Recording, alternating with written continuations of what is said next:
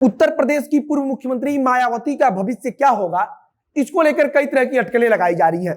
और इसी बीच पूर्व मुख्यमंत्री मायावती की तरफ से लोकसभा स्पीकर ओम बिरला को पत्र लिखकर यह जानकारी दी गई है कि उन्होंने लोकसभा में पार्टी के नेता के पद से रितेश पांडे को हटा दिया है और अब रितेश पांडे की जगह पर गिरीश चंद्र जाटव को नया नेता नियुक्त कर दिया गया है।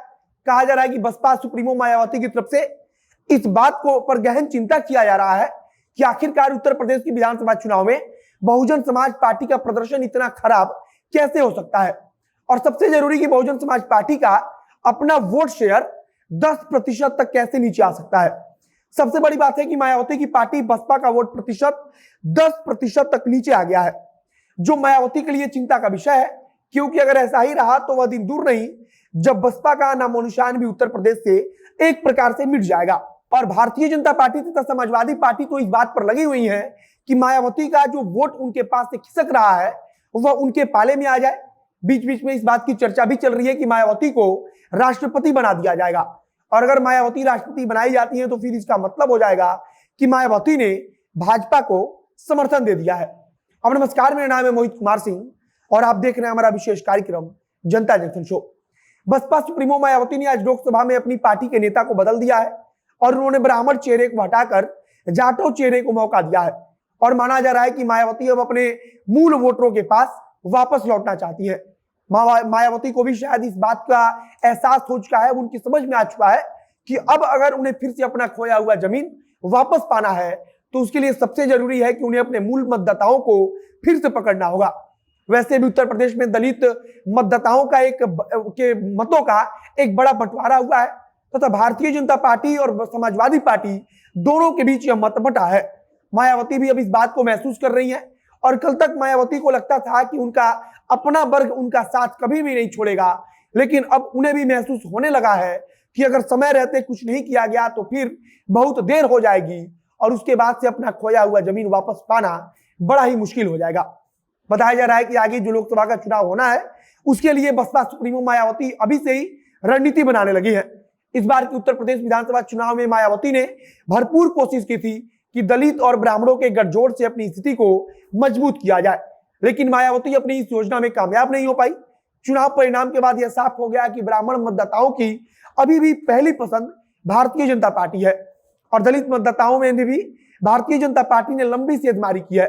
ऐसा कहा जा रहा है कि बसपा सुप्रीमो मायावती लोकसभा चुनाव के लिए नए सिरे से पार्टी को जमीनी स्तर पर मजबूत करने के लिए काम करना चाहती है और इसके लिए सबसे जरूरी है कि मजबूत नेतृत्व दिया जाए। कल तक मायावती ब्राह्मण मतदाताओं पर जाल फेंक रही थी, तो अब मायावती दलित मतदाताओं की तरफ फिर से वापस लौट रही है और उनका सोचना है कि सबसे पहले दलित मतदाताओं को फिर से अपने पाले में एक तरफा खड़ा कर लिया जाए। बाकी अब तो यह आने वाला वक्त बताएगा कि मायावती अपने इस योजना में कितनी सफल होती है और आगे की उनकी रणनीति क्या होती है।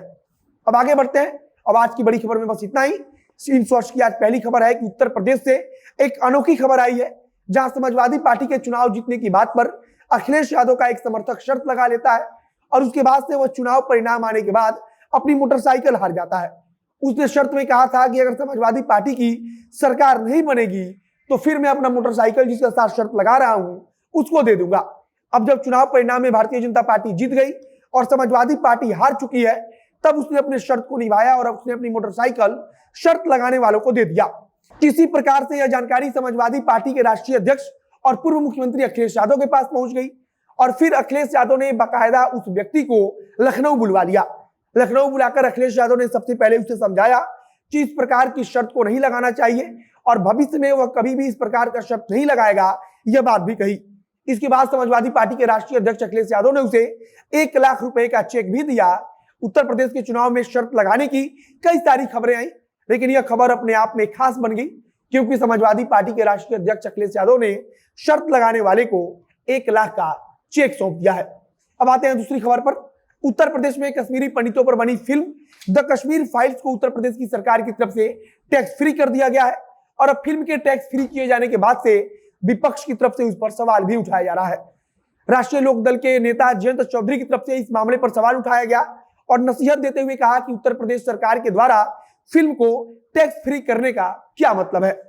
जयंत चौधरी ने निशाना साधते हुए कहा कि अगर आपको कुछ करना ही है तो आप डीजल और पेट्रोल के दाम को घटाइए तथा किसानों से जुड़े हुए जो उपकरण हैं जिनका उपयोग खेती में होता है उस पर से आप अपने टैक्स को हटाइए। किसी फिल्म को टैक्स फ्री करने से क्या होने वाला है और इसका क्या मतलब है? जयंत चौधरी ने उत्तर प्रदेश सरकार से एक प्रकार से कहा कि डीजल और पेट्रोल पर जो टैक्स सरकार ले रही है उस टैक्स को कम किया जाए। खेती में उपयोग होने वाले उपकरणों पर सरकार टैक्स कम करे, ना कि किसी फिल्म को टैक्स फ्री कर दिया जाए। अब आते हैं तीसरी खबर पर। केशव प्रसाद मौर्य को लेकर अभी कुछ भी साफ नहीं है कि उन्हें उत्तर प्रदेश सरकार में उप मुख्यमंत्री बनाया जाएगा कि नहीं बनाया जाएगा। वहीं दिनेश शर्मा को लेकर भी कुछ साफ नहीं है और कहा जा रहा है कि इन दोनों नेताओं के बारे में आखिरी फैसला केंद्रीय नेतृत्व ही करेगा। दिनेश शर्मा ने विधानसभा के चुनाव में कहीं से चुनाव ही नहीं लड़ा है। वहीं केशव प्रसाद मौर्य अपनी विधानसभा सीट से चुनाव लड़कर हार चुके हैं और इसीलिए अब यह सवाल महत्वपूर्ण हो गया है कि क्या केशव प्रसाद मौर्य तथा दिनेश शर्मा को फिर से मंत्रिमंडल में शामिल किया जाएगा और क्या उन्हें उप मुख्यमंत्री बनाया जाएगा। उत्तर प्रदेश में नई सरकार के गठन को लेकर केंद्रीय गृह मंत्री अमित शाह सक्रिय हैं और वह लगातार उत्तर प्रदेश के नेताओं से बातचीत कर रहे हैं और उस आधार पर तय किया जाएगा कि उत्तर प्रदेश में किन किन नेताओं को मंत्रिमंडल में शामिल किया जाएगा और किस नेता को कौन सा पद दिया जाएगा। बाकी मंत्रिमंडल में किस चेहरे को शामिल किया जाएगा, किसे उप मुख्यमंत्री बनाया जाएगा, इन सब चीजों को लेकर जातीय समीकरण पर ज्यादा ध्यान दिया जा रहा है कि मंत्रिमंडल में जिस नेता को शामिल किया जाएगा उसकी जाति क्या है और उसके आने से कितना फायदा भविष्य में भारतीय जनता पार्टी को मिल सकता है। मतलब कि पूरी तरीके से जातीय समीकरण को, पूरे जाति को एक साथ गोलबंद करके भारतीय जनता पार्टी उत्तर प्रदेश में सरकार बनाना चाहती है। अब आते हैं चौथी खबर पर। बिहार में मुख्यमंत्री नीतीश कुमार को लेकर सोशल मीडिया पर अलग ही माहौल बना हुआ है और विपक्षी दलों की तरफ से उनकी आलोचना हो रही है, तो वहीं जदयू के नेता उनका बचाव कर रहे हैं। मुख्यमंत्री नीतीश कुमार ने एक दिन पहले जिस प्रकार से विधानसभा में विधानसभा अध्यक्ष को संविधान का पाठ पढ़ाया उससे विपक्ष के नेता नाराज हैं, तो वहीं इस मामले को लेकर कहा जा रहा है कि जदयू ने अपना स्टैंड भारतीय जनता पार्टी के सामने क्लियर कर दिया है। कहा जा रहा है कि जदयू के राष्ट्रीय अध्यक्ष ललन सिंह भी कहीं ना कहीं इस पूरे विवाद की कड़ी में आते हैं और जदयू के राष्ट्रीय अध्यक्ष ललन सिंह इस बात को बिल्कुल भी नहीं चाहते हैं कि विधानसभा अध्यक्ष विजय सिन्हा की तरफ से जिस दरोगा पर कार्रवाई करने की मांग की जा रही थी उसके ऊपर किसी प्रकार की कोई कार्रवाई हो। बताया जा रहा है कि ललन सिंह और विजय सिन्हा दोनों एक ही क्षेत्र से आते हैं, तो दोनों चाहते हैं कि उनके चहेते पदाधिकारियों के ऊपर किसी प्रकार की कोई आंच ना आए और विजय सिन्हा जिस अधिकारी को या फिर जिस पदाधिकारी को पसंद नहीं करते हैं उसके ऊपर कार्रवाई को लेकर बार बार दबाव बना रहे हैं। अब बढ़ते हैं आज के कानून के हिस्से पर। कर्नाटक हाईकोर्ट ने हिजाब को लेकर जो विवाद शुरू हुआ था उसका आज एक प्रकार से अंत करने की कोशिश की है। कर्नाटक हाईकोर्ट ने साफ कर दिया है कि इस्लाम में कुरान के हिसाब से हिजाब पहनना जरूरी बिल्कुल भी नहीं है।